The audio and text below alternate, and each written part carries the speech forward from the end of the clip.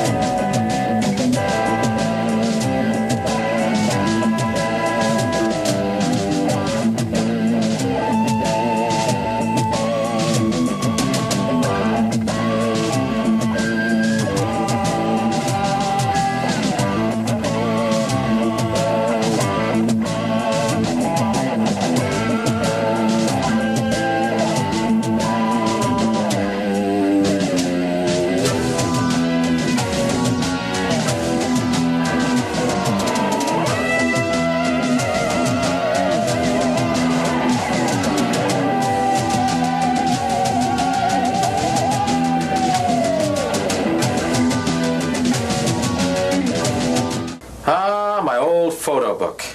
You know, I have not looked at this photo book in years. One of my favorites. Especially this section over here. Deals with a certain character. Kind of a legend. There he is.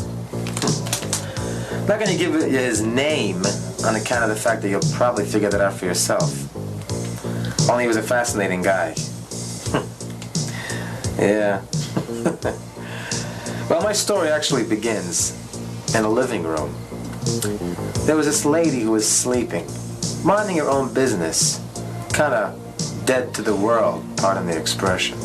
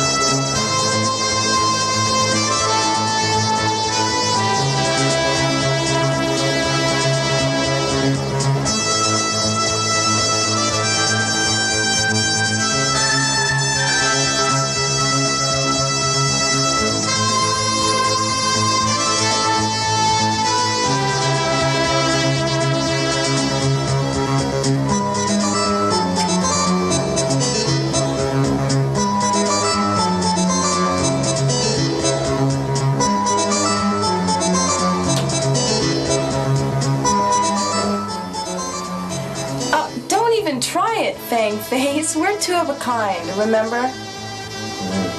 There is this little girl named Frankie that I've been watching at a distance through the window. I think I'm gonna go over and pay her a little visit, if you know what I mean. And you? Well, I think I was going to take a trip over to the hospital and visit their little blood bank. That's always nice. Mm-hmm. Well, love, see you whenever.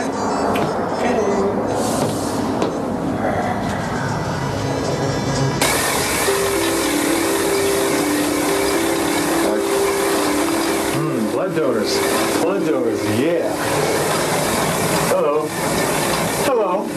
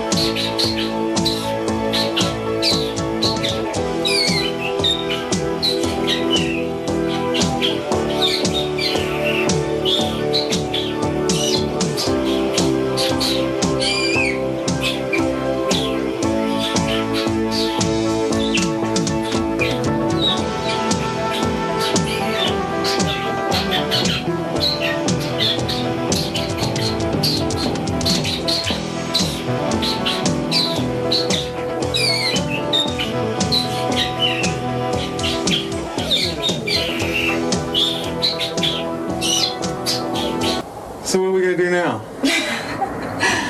I know what we can do. What? Let's go visit that cute little couple you were talking about earlier. Yeah? Yeah. Come on, let's go.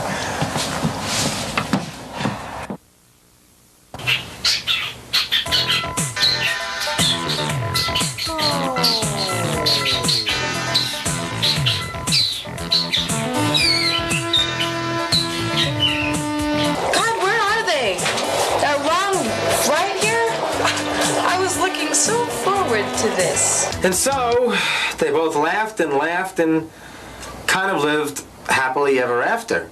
And continued to, of course, to bite people. How do you know so much about this guy? Well, sweetheart, because this guy is my brother.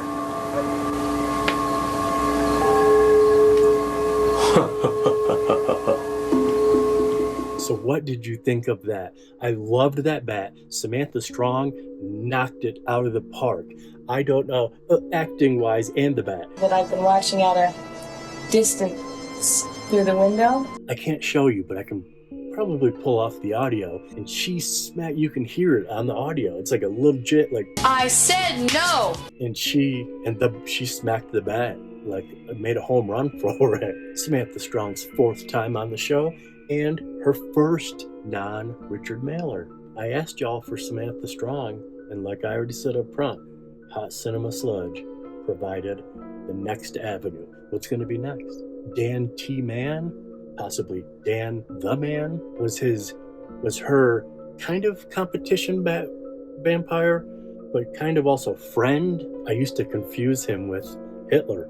I used to confuse him with John Martin. And this one I might actually be able to sell to you because they are both in Beyond Taboo. And you can see them sitting at the same table. I believe they're even father and son in that world. His third time on the show because he's in one of the best for October releases ever, Angel of the Night, speaking of Richard Mailer. And then Beyond Taboo and then this. And he he didn't like drinking AIDS blood. And that's pretty much everything besides some scantily clad women, some beautiful women being just attacked by a pesky old bat. Liza Ann was the first one you saw laying down, attacked. Her first time on the show, she was only in 6 movies, but she was in Naughty Neighbors. It feels like the brother and sister of Loose Lifestyles. Almost the exact same cast. And speaking of just being on the show, Miss Fondle, Frankie Leigh, she's back for her 4th time on the show. We literally just saw her last week in Strong Language, in case you forgot where Miss Fondle came from. And she was our center victim. And then Crystal Hart. Crystal Hart, you only saw her for a quick second with Ron Jeremy.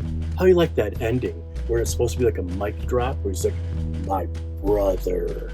Because this guy is my brother. Crystal was only in 4 movies. Her first time on the show. She was in Holly Does Hollywood again. Is that part 2? We're going to do part 4. Maybe. We were going to do it for VHS September because we got a Tracy Lords free Holly Does Hollywood 4.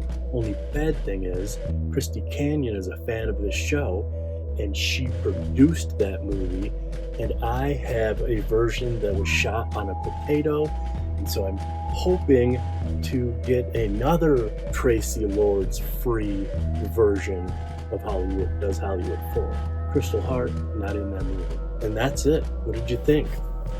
Kinda on the good scale, kinda iffy. But I love those, so I greenlit it instantly. Barefoot, we have different rules. And speaking of, do you want to be the executive producer of Intersection and Union? It's $1,000 buy-in. That's it. And now you're a movie producer. I don't know. It sells itself. You'll come with us along the trials and tribulations of the finishing touches. Finishing funds is what we need to end this movie that we shot 14 years ago. And you'll have the goods too, because there's a $1,000 buy-in for a share for a point. And that's not even for sale yet. That's part of our Indiegogo. You'd be out of your mind not to own one of these. Whoever does the one on Intersection and Union gets a 1 point free, which, believe me, you'll make money off that point. We probably won't make any money off of the short. You wash it in the washing machine. We might, but it's not likely. But it's a cool-ass thing to be able to tell people I helped produce a movie. But here's the other thing. So you're not only going to get the... You're not only going to get the Intersection and Union credit, you're going to get the Side Boob Massacre credit, and you will have earned all the fine people at home an entire month. But if you call now... Of this. Last month, remember when I said I would not let YouTube defeat me? If we are going to take 30 days to cut Intersection and Union, I will do this again. 3 movies. Look at that, completely dry. Every week of October. And so if you like this dumb shit that we do, I just love it. Unlocking that one small key, you're going to have 3 things. Here's how to order. Anyways, thanks for watching. We do have donation buttons. Oh, hold on. We got 6 donations 2 days ago, and they're real. I said they were real. They said that they weren't. It's from a channel called YouTube App.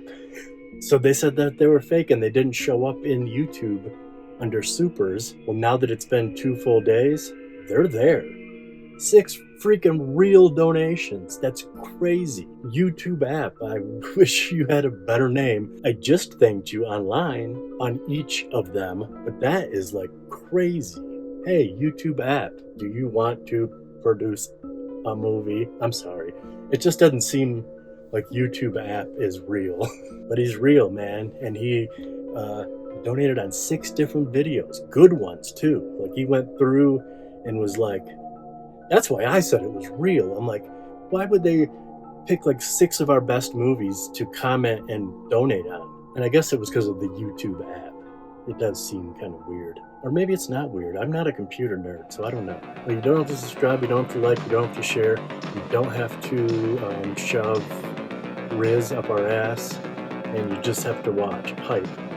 So never do anything but watch. And maybe help us produce some cinema.